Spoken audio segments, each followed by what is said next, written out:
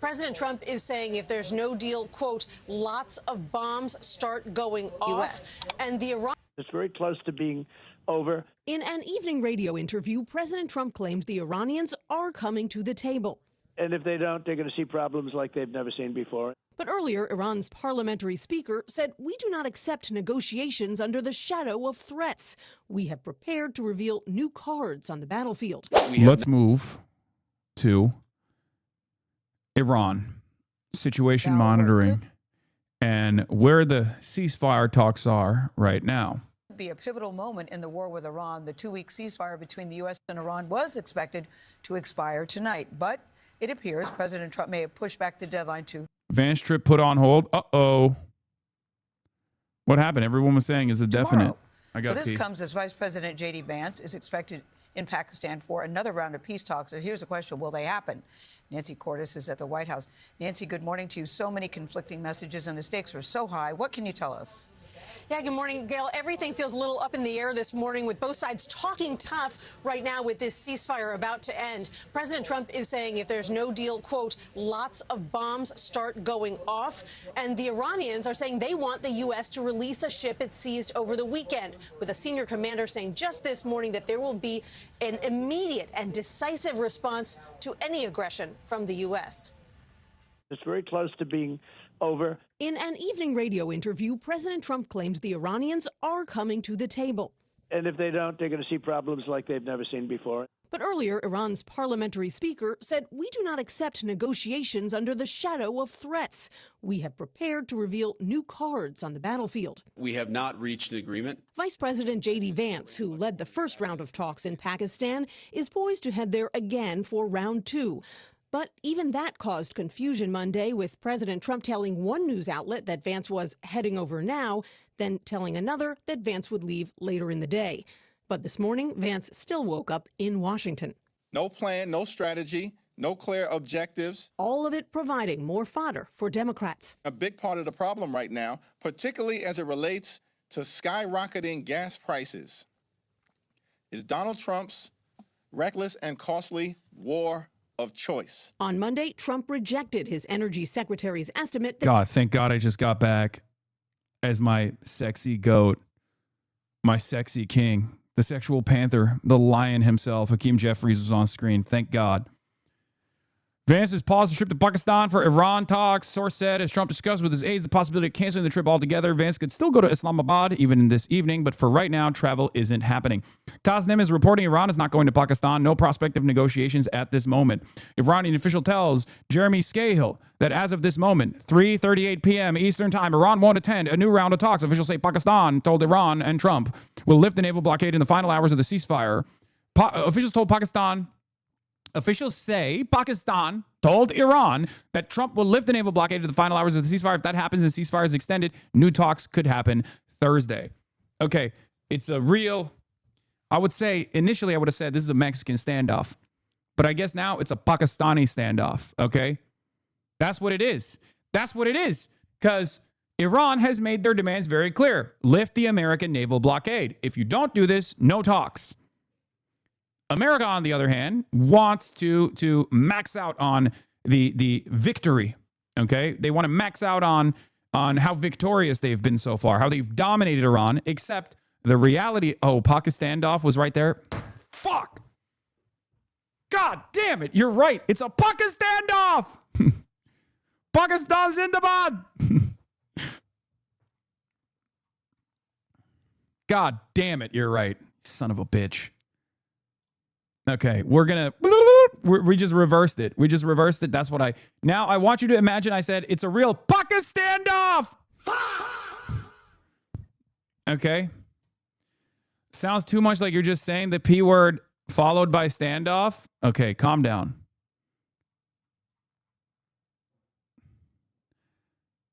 Is Pakistan culture inherently parasocial? I don't know, but I have a parasocial relationship with the nation state of Pakistan. Okay.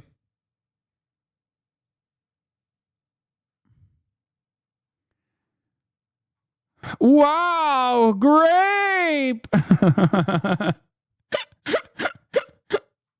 Yeah, Pakistan is at the table. Pakistan is the table. Islamabad is now Islamagud.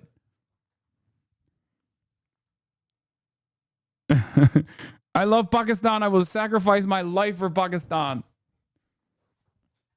Just play the video? No. I live for the video. Okay. Iran will not be showing up for the talks. Iran's decision not to attend the meeting in Pakistan on Wednesday is final, according to Tasnim News Agency, the IRGC affiliated media. Now, like I said, a real Pakistan-off. Iran ceasefire ends in 3 hours, but Trump says it expires tomorrow. Ceasefire will be over in around 3 hours and 30 minutes, according to Iran. UAE is on their deathbed asking for a currency line. They can't sustain any more missiles. Okay. These are the students who are the future of Pakistan, and they are representing in the world Pakistan. I love Pakistan. I will sacrifice my life for Pakistan. I love Pakistan. What the fuck is this? Lol, Trump only knows what time it is in Miami and DC.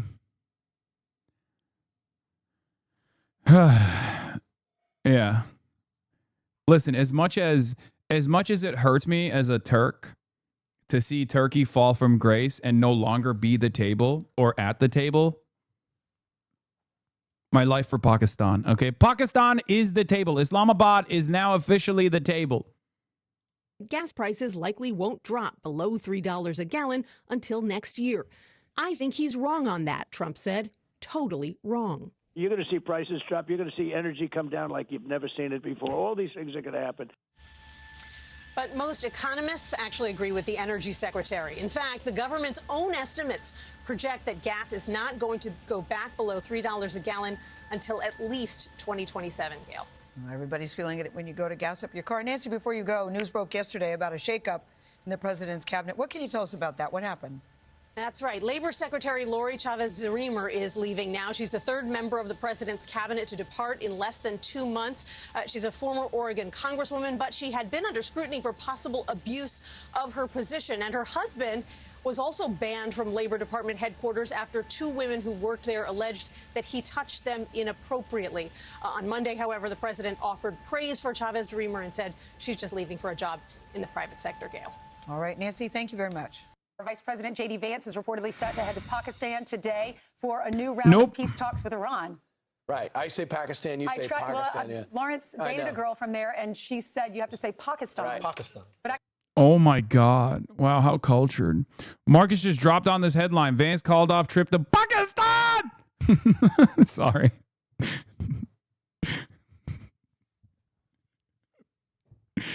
Oh, Jesus Christ, dude. I can't stop. I can't. I'm sorry. Bro, you're live streaming? Whatever, dude. It's what matters anymore? You know, nothing. Nothing matters. A year ago, you mocked me for saying Pakistan was going to be the table, and now look at you. Okay, it's true. I was wrong. I was wrong. As a Turk, my background forced me not to see the reality that was unfolding in front of our eyes, okay? That Pakistan was going to be the table. I, for the longest time, believed that Turkey was the table, okay? That Turkey was at the table and Turkey was the table. I was wrong. Turkey is no longer at the table. Pakistan is now the table! Kind of mixed it. I did Pakistan. Yep, a little bit later we'll find out and maybe get that girl on the phone. We'll find out what's going on with you two. But President Trump is now accusing Iran of violating the ceasefire, which expires tomorrow. Chief Foreign Correspondent Trey Yinks joins us live from Israel with the latest. Hey, Trey. Yeah, hey, guys. Good morning. The ceasefire between the United... Oh, here we go. We got Trey on, signing live from Tel Aviv to glaze Donald Trump. Trey's going to tell us how wonderful Trump has destroyed the Iranian missile stockpiles. Everything's going great. People love it. People are celebrating it, really. It's fantastic. Here we go. Tel Aviv Trey, baby. Tel Aviv Trey. Give it to us, Trey. And this week, the U.S. Vice President J.D. Vance and the American delegation are expected to travel to Pakistan today, going to Islamabad. State media in Iran, though, says the Iranian delegation has not yet departed for the talks. Iran parliament speaker posted to X overnight saying Trump, by imposing a siege and violating the ceasefire, seeks to turn this negotiating table in his own imagination into a table of surrender or to justify renewed warmongering. We do not accept negotiations under the shadow of threats, and in the past 2 weeks, we have prepared to reveal new cards on the battlefield. The reality is that Iran has violated the ceasefire multiple times, specifically in the Strait of Hormuz, where only 16 vessels passed through on Monday. President Trump has indicated he's unlikely to extend the ceasefire, saying this overnight. Frankly, everyone is. They don't talk about it. But you can't let Iran have a nuclear weapon. You want to see a stock market get hit. You cannot let Iran have a nuclear weapon. And they'll use it here. They'll take out the Middle East. They'll knock out Israel in the Middle East. And they'll come to Europe and they'll come here because they are, let's say, ill, very ill. And we can't let that happen. The president also posted a number of times to Truth Social saying, in part, Israel never talked me into the war with Iran. The results of October 7th added to my lifelong opinion that Iran can never have a nuclear weapon. The Israelis agree with that position and have indicated they are prepared if the war resumes. Israeli Prime Minister Benjamin Netanyahu saying this at a Memorial Day ceremony late Monday. Our flag is planted from the depths of the Gaza Strip to the crown of Mount Hermon, and our pilots control the skies of the region as definitive proof of our superiority over the Iranian Axis. We have not yet finished the work, but the world is already recognizing our determination to defend ourselves, and not only ourselves, but to defend humanity from barbaric fanaticism. President Trump posting to Truth Social that Iran has violated the ceasefire numerous times. This is true not just in the Strait of Hormuz, but remember, in the early hours of this agreement, they were still launching ballistic missiles at Israel and Gulf countries. Guys? Hey, Trey, could you give me an idea? Are we letting ships through? Because we're seeing different reports. First, nobody's getting through. Then we boarded a ship that tried to get through. Do you have any reporting that talks about what's really happening in the Strait? Yeah, the United States is allowing any vessels who are passing through this area to make their way to their final destination as long as they're not coming from Iranian ports. There were some reports overnight indicating that 26 vessels from Iran's shadow fleet were able to make it past the U.S. blockade. There is no evidence of that, and despite what one Democratic senator talked about, there is a concerted effort by the United States to ensure that any vessels that are coming from Iranian ports are turned around or seized, as we saw with that one cargo ship over the weekend. So, Trey, that was just Iranian propaganda, right?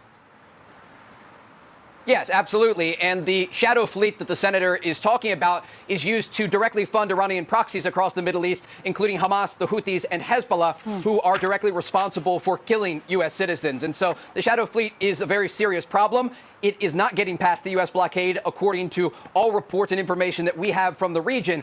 But it is a very serious issue that the U.S. Navy says they will crack down on, not just in the Persian Gulf, but also around the world, including in the Indo-Pacific. All right. Okay. Thanks so much. That's what I'm talking about. Rooting against the country. Who is it? What's the Senator Chris Murphy? Chris Murphy, the one Margaritaville with the illegal alien that was in that came to this country that got deported. Yeah. No. So it's like, why are you going against the country right now in the middle of a war? Dude, you can't do this. This is 2003. Okay. This is 2003 rhetoric in 2026. It doesn't fucking work, okay? Because we don't have 2003 economy. We don't have the 2003 economy. We don't have the almost religious fervor in the post 9/11 anger and resentment that demanded blood, demanded revenge. We don't have any of those things. As a matter of fact, we're living in the aftermath of all of that. We're living 20 years after that. We know what it looked like when we engaged in action, when we reacted to 9/11, and most people do not have a positive view over the global war on terror in the United States of America. So to try to whip up this, like, you got to support the troops, when the overwhelming majority of Americans are like, why the fuck are we putting troops in the line of fire? This is so stupid. Like, and it's only leading to my gas prices going up. You can't do this whole like, oh, if you disagree with the war effort, you must disagree with every single troop. You're spitting on the face of the troops. Like, it doesn't work that way. Okay? Are you really playing the Epstein game, HasanAbi? What is the Epstein game? Is Pragmata the Epstein game? Are you calling it the Epstein game? Are you all right? What the fuck? Not even 2003 stockpiles? Oh, hell no. Don't even do that to me. The first round of the U.S.-Iran war drained significant numbers of exquisite munitions on top of those already spent last year defending Israel from ballistic missile attacks. Another round would presumably drain them down to a point where conventional deterrence is nullified for years. Oh, my God. Oh, my God. I mean, what do you say? What do you say to this? All right, fuck it. You know, have fun, I guess. What can I say? According to CSIS numbers, over the last 7 weeks of war, the U.S. military has expended most of its stockpile of precision strike missiles, at least half of its inventory of THAAD missiles, and around half of the SM-3 Patriot interceptor stockpile. Oh, my Lord, dude. Oh, my fucking Lord. This is what I've been saying. And the IRGC says missiles are ready for launch. The U.S. military has significantly depleted a stockpile of key missiles during the war with Iran and created a near-term risk of running out of ammunition in a future conflict should one arise in the next few years, according to experts and 3 people familiar with recent internal Defense Department stockpile assessments. Now, listen, they're talking about should a war arise in the near future. They're not, which means like if a war starts or restarts right now, it's fucked. Okay, it's unbelievably fucked. CNN has.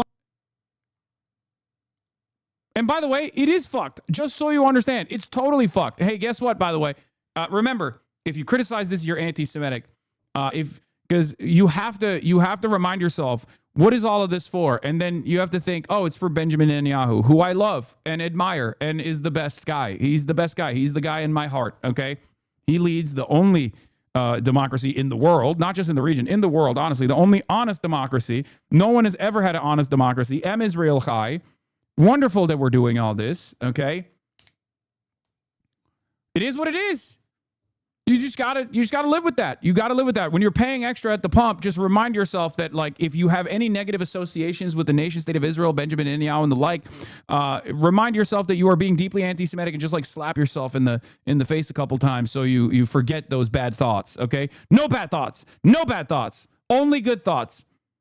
Okay, Israel is now a superpower. That's what Benjamin Netanyahu is saying. So, you know, if you're wondering, like, what was all of this for? Well, remember, it's so that Israel gets to achieve its strategic objectives of developing the Greater Israel Project. And that's a good thing. And if you think that's insane, well, then you're bad. You're bad. And the media will yell at you every fucking day. The media will take all of your choice quotes and fucking constantly talk about how dangerous you are, how dangerous of an anti-Semite you are. Okay? That's the reality that we're living in.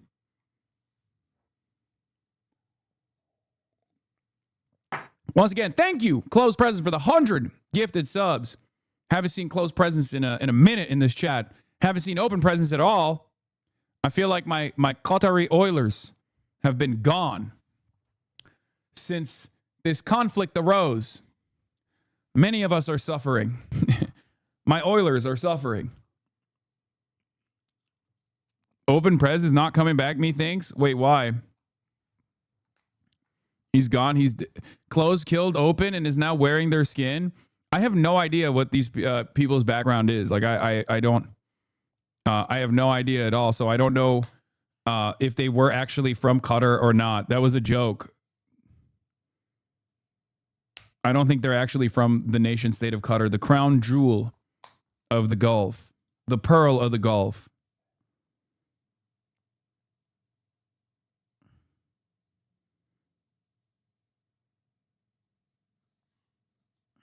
So,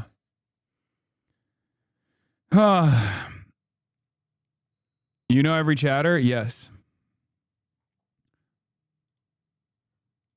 Okay. City, we are dying. City, kek spin. Qatari cat still in the building.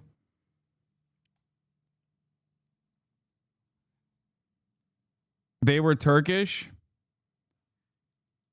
Not the same situation, but I do worry about time without an OO. Yeah, I wonder where time without an OWO went. Ooh.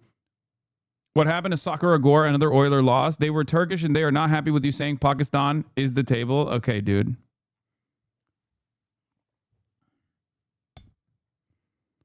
Closed was Qatari. Open is Iranian. Welcome to Trump's new world. Yeah. So what exactly do you support? I support peace and prosperity. I support globo homo, okay? Luxury gay space communism for all. The Piker Broadcasting Service is sponsored by you, the people, for you, the people. Yes, I support globo homo shepherded by Jewish Bolshevism, International Communist Consortium. We support gay sex. Yeah, free sex, gay sex.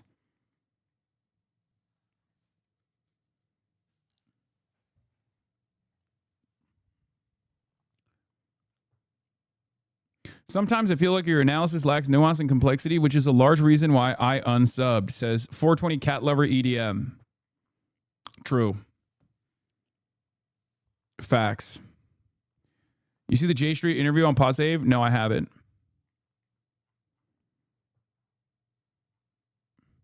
Men would be happier if they were fucking other men. And my analysis lacks the necessary nuance. My analysis on men having sex with other men lacks the necessary nuance, which ironically is this chatter's demand is that I take a black and white stance on men having sex in the affirmative with other men.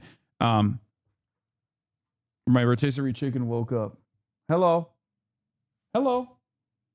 What are you looking at? What are you looking at?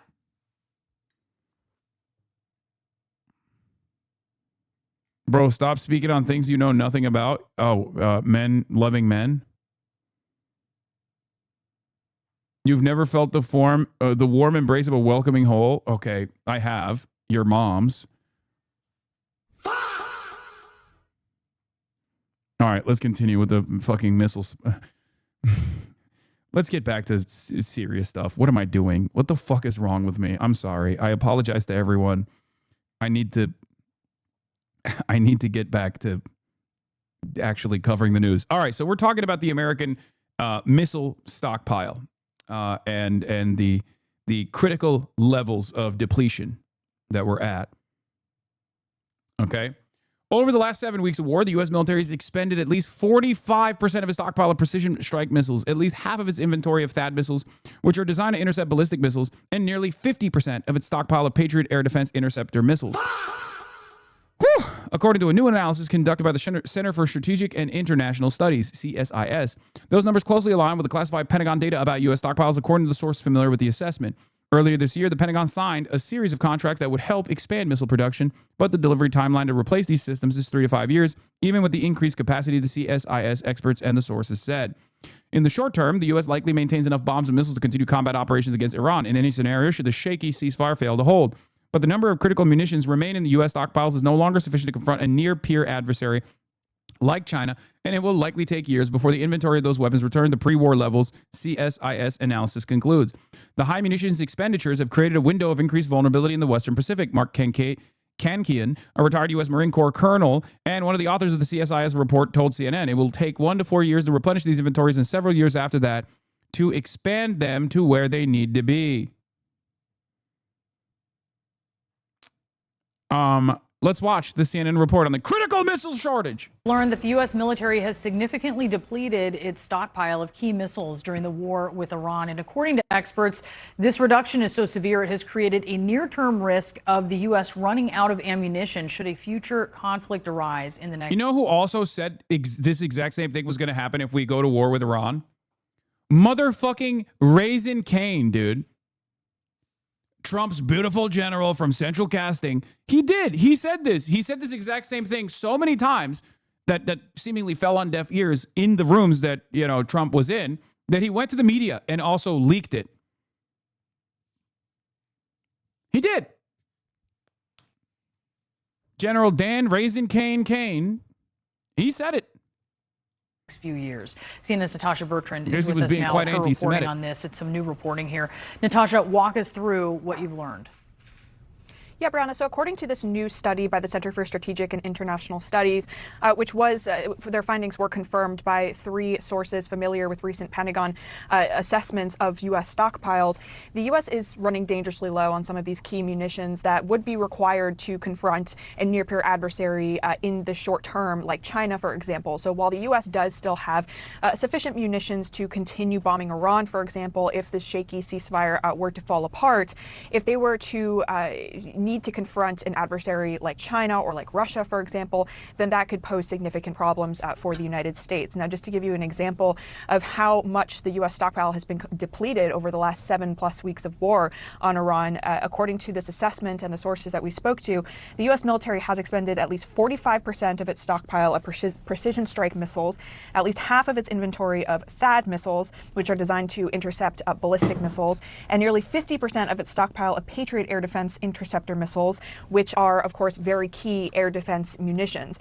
Now, the U.S. military has also expended approximately 30% of its Tomahawk missiles stockpile, which are those long-range munitions that are really key to attacking targets further away. More than 20% of its stockpile of long-range joint air-to-surface standoff missiles, and approximately 20% of its SM-3 and SM-6 missiles. Now, this is important because these munitions take a while to be replaced. And according to our sources and this analysis, it would take anywhere between 1 to 6 years to replace a lot of these munitions. And so this is a really big problem that we should note that the chairman of the Joint Chiefs, General Dan Kane, he actually warned about as the administration was preparing to potentially go to war with Iran. He was raising concerns, we're told, about this issue of depleted stockpiles around the world, particularly ones that could be very useful to U.S. allies like Israel and Ukraine. So the Pentagon is preparing to ask for a supplemental from Congress.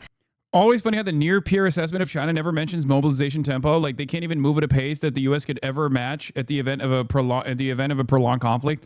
Yeah, near-peer also doesn't make the calculation that China could just like shut off the faucet of raw materials necessary for manufacturing these missile systems. So that assessment, weirdly enough, is never a part of the calculation. Because that's the real, that is the real problem here, is that if China just slaps on export controls on key materials necessary for missile production, for American national security, which they have entertained in the past, it's fucking over. It's literally over. It's never been more over than it is right now. There is no way for America to design a contingency plan around that procurement strategy, because China has almost a complete monopoly on the manufacturing, the procurement and the refinement of rare earth minerals, magnets and the like, that are necessary for missile production. Now, of course, China won't do that. They love trade. They will fucking die if they don't do trade. But here, I'll tell it to you like this. I'll give you a burger analogy. Imagine a world where all the cows are in China, okay? All the cows are being processed in China, and there are very few cows that exist elsewhere other than the markets that China has, complete control over, okay? Now, Americans have this unbelievable appetite for burgers. And they're consuming so many burgers, okay? They're eating burgers like crazy, like there's no tomorrow. All of a sudden, China says, hey, we're no longer giving you, we love the burgers, we're consuming the burgers ourselves, we're no longer going to give you the cows to make the burgers. No more burger for America, okay? I didn't want to scare you guys, but that's kind of the reality that we're facing currently, okay? Yeah, imagine a hamburger. Thank God I finally get it now, yeah. For additional funding to try to replace these munitions, but it could still take quite some time before those are actually back in U.S. stockpiles, Brianna. All right. Thank you, Natasha, for the reporting. Boris? Joining us now to discuss this and more regarding the war with Iran is retired Army Major Harrison Mann. He's a former Defense Intelligence Agency official, also the Associate Campaigns Director for Win Without War. Major, thanks so much for being with us. When you hear that report, how much do these shortages concern you? They concern me, and for more reasons just than running out of ammo fighting Iran. Part of this is a math problem that we knew the answer for before this war started, right? We knew what our stockpiles were, and I used to work with the folks at the Defense Intelligence Agency who used to do their best to count how many missiles and drones Iran had. And so, like, there's really two things that I want to draw out of here. One is that the folks, politicians and experts who were advocating for war with Iran, they were just kind of detached from reality. We've run out of up to 50% of strategic defensive interceptors a month into a war with a regional power, right? This is Iran. And from that, we also got to kind of extrapolate folks who are advocating for war with China. That is a global power. The fact that we are totally unprepared for these conflicts is not an argument for us to gear up for war, but it should make us a little more introspective when we have people saying it's going to be a slam dunk and we really need to fight these wars. The other thing I want to pull out of this, I think, you could be watching this report about us running out of all these critical munitions and say, well, wait a minute, don't we have the most powerful military in the world? Trump on Truth Social, based on the fact that the government of Iran is seriously fractured, not unexpectedly so, and upon the request of Field Marshal Asim Munir, the Prime Minister Shehbaz Sharif of Pakistan, Zindabad, we have been asked to hold our attack on the country of Iran until such time as their leaders and representatives can come up with a unified proposal.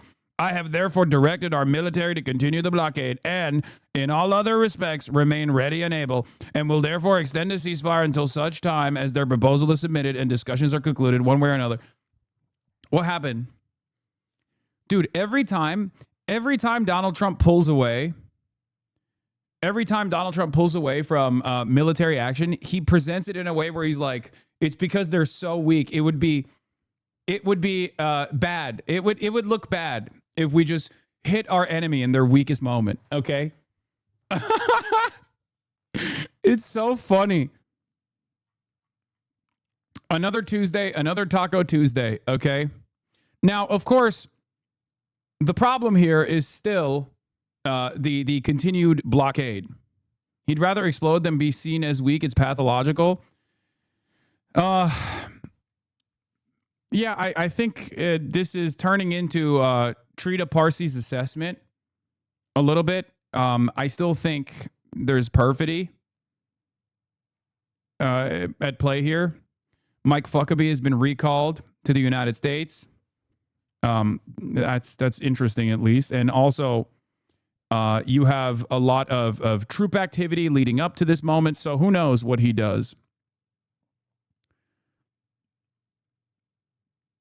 Wait, please explain. So China wants to produce material for bombs that could potentially be directed towards China, huh? Please explain. Oh my God.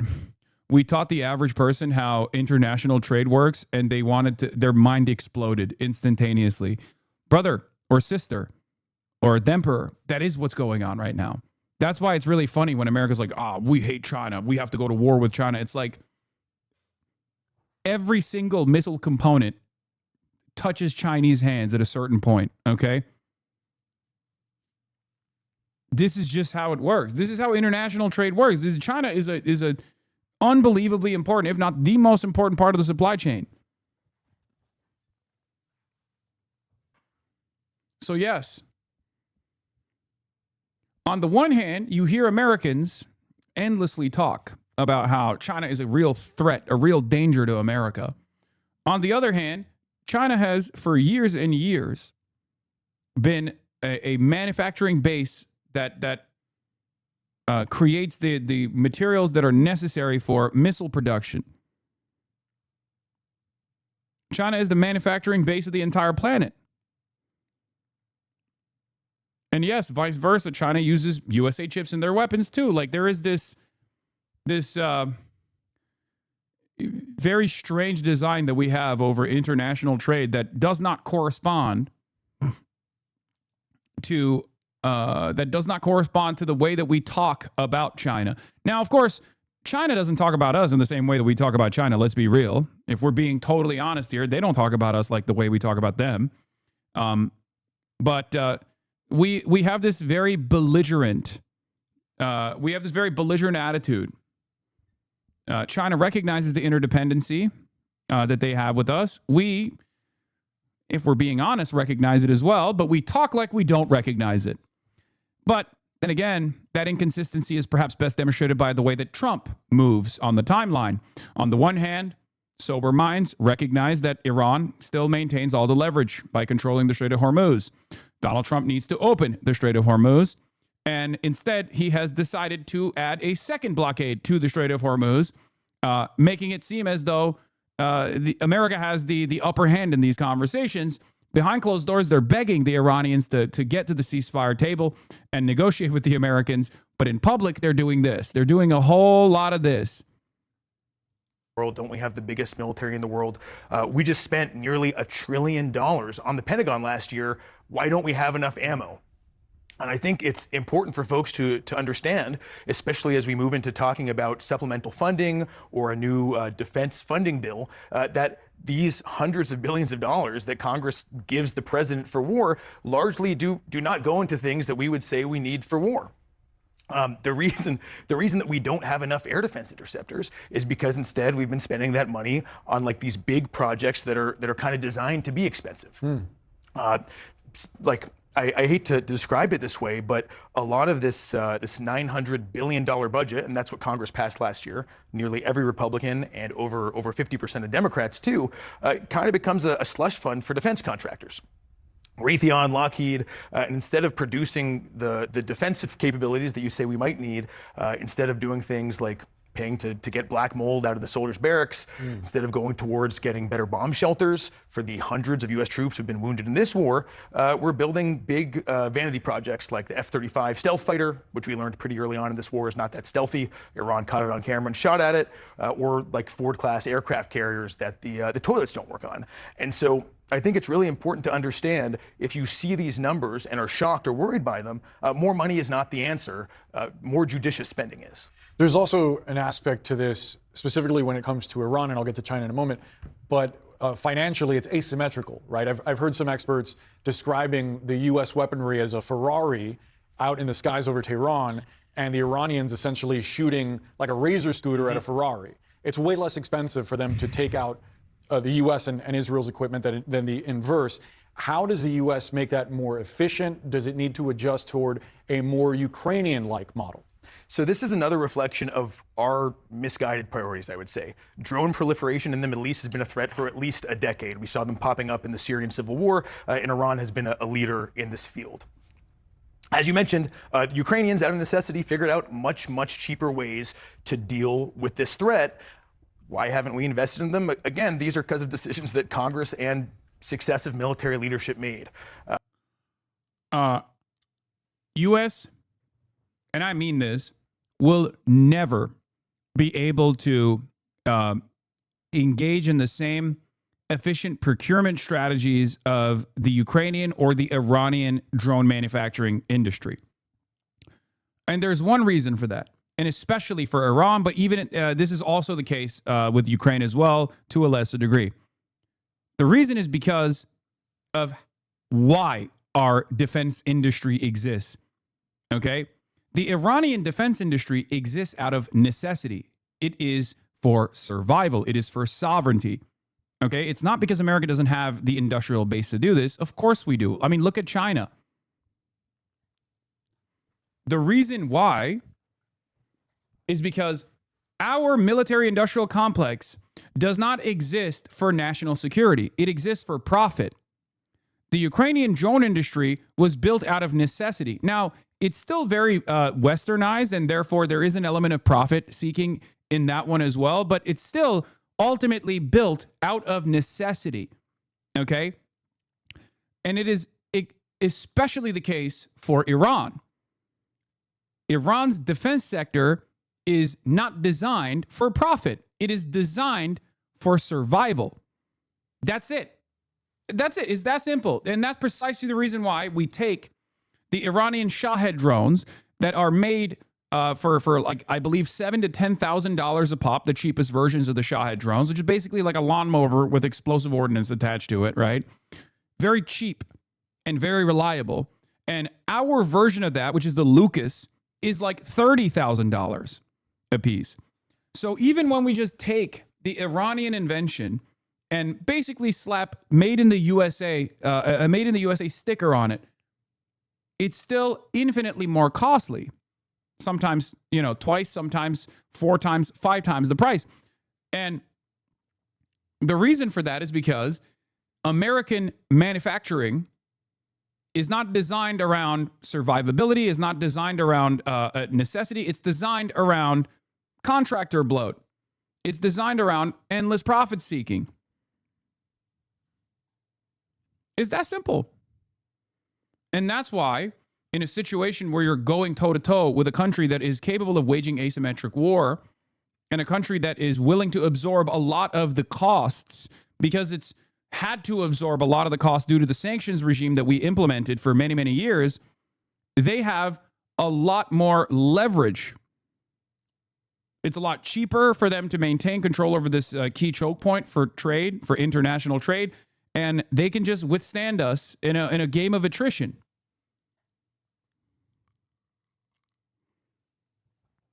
The U.S. defense industry is like the last pillar of our domestic industrial investment, and it's used as a way to pour money into the economy via bloat. And for greed, of course, it is incredibly inefficient, and we get so much less per dollar than many other countries do. Yes. But it's also important to understand that when I say defense bloat, or when we talk about like why we spend so much money, that is a much more favorable attitude about what the defense industry exists for. It's true that this is the last line of like good, in air quotes, good jobs, reliable jobs, aside from like fracking, right? However, even in that field, much of the money, much of the unlimited expenditures still goes back to financial engineering in the same exact way that all of these companies are no longer companies that manufacture goods and try to make the most reliable good you possibly could have. But instead, all these companies have turned into banks. This is the same for Lockheed Martin. It's the same for Boeing. It's the same for Northrop Grumman. These companies are all banks now, okay? That is the problem. Capitalism has made the United States of America and its imperial war machine, which is a necessity for capitalism to continue, into a much weaker, much more overextended behemoth. In some ways, this is a contradiction working itself out. Did HasanAbi look at Trump's latest truth? Yeah, I did.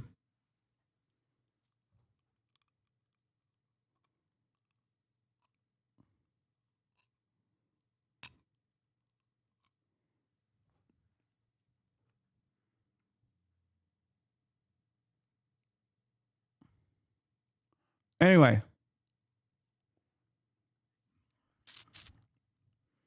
Not very good ones. I keep asking my local branch for loans and they just tackle me when I walk in. So yeah. I still think this might be perfidy. Jeremy Scale also seems to agree. Given that the U.S. twice attacked Iran while claiming to be negotiating, we can never rule out that the U.S. and Israel resume the war against Iran, even if talks are scheduled. This is what happened in June 2025 and February 2026. So while the talks are seemingly off, that doesn't necessarily mean they're truly off. Anyway, let's get back to the American stockpiles. War is not that stealthy. Iran caught it on camera and shot at it, or like Ford-class aircraft carriers that the toilets don't work on. And so I think it's really important to understand, if you see these numbers and are shocked or worried by them, more money is not the answer. More judicious spending is. There's also an aspect to this, specifically when it comes to Iran, and I'll get to China in a moment, but financially it's asymmetrical, right? I've heard some experts describing the U.S. weaponry as a Ferrari out in the skies over Tehran, and the Iranians essentially... Yes, this is true. Remember, my brother has said the Bayraktar is like the old reliable. The Bayraktar is like a Toyota Camry, whereas the American drone systems are like a Bentley or a Ferrari. Actually shooting like a Razor scooter at a Ferrari. It's way less expensive for them to take out the U.S. and Israel's equipment than the inverse. How does the U.S. make that more efficient? Does it need to adjust toward a more Ukrainian-like model? So this is another reflection of our misguided priorities, I would say. Drone proliferation in the Middle East has been a threat for at least a decade. We saw them popping up in the Syrian civil war, and Iran has been a leader in this field. As you mentioned, Ukrainians, out of necessity, figured out much, much cheaper ways to deal with this threat. Why haven't we invested in them? Again, these are because of decisions that Congress and successive military leadership made. And it's really unfortunate because how did the first U.S. troops die in this conflict? It was a drone strike. Yeah. I did want to get your thoughts on China because this morning President Trump said the U.S. intercepted a ship that had, quote, a gift from China. This is notable because as the president is saying that he was sort of surprised. Trump speculates is crazy. Brother, that's the president. What do you mean? I like that the president is so unreliable that when he makes a statement, and this is a pretty significant statement, he's basically, Trump is basically saying China was sending weapons to Iran and we intercepted it, right? But because he is so unreliable as a narrator that even American news has to be like, it's speculation. As by this, we talked about last week the letters exchanged between he and President Xi of China, in which Xi effectively promised Trump that that China would not be supplying ammunition to Tehran. Do you think a shipment of arms from China could have gotten sent to Iran without Xi knowing, without Beijing being aware of what was being transported to Iran? I don't think that would be possible, but we also have to note that the accusation here is a dual-use system. I see. So that could be electronics. It doesn't necessarily mean they sent them missiles. A lot of Iran's missiles and drones do depend on electronics, circuit board stuff that they can't manufacture domestically. So this could have been something routine, or it could have been China testing the waters and trying to keep the Iranian war effort going. It's hard to be sure right now. Major Harrison, man, thank you so much for the perspective. Appreciate your time. Thank you. Yeah, dual use is, oh shit, Chris Hedges is with my goat, John Mersheimer, again. By the way, before people say, Hasan, why is John Mersheimer not on the broadcast? We're reaching. We're trying to get to John Mersheimer. We haven't been able to get to him. He has not responded. However, I have had, we are confirmed for Jeffrey Sachs. And when I do talk to Jeffrey Sachs, I'll be like, yo, can you put in a good word? Jeffrey Sachs will be on the broadcast tomorrow. I don't know why I haven't asked Chris Hedges actually to put in a good word with with Papa Mersh. But yeah, Jeffrey Sachs will be on the broadcast tomorrow, and then on Thursday, we still have a sequence of guests, wonderful guests, analysts, brilliant foreign policy analysts. This time on Thursday, of course, it will be Your Rage Gaming. So Jeffrey Sachs on Wednesday, tomorrow, and then Thursday it'll be Your Rage Gaming. We'll be doing Chad Vice. Yeah. With Your Rage.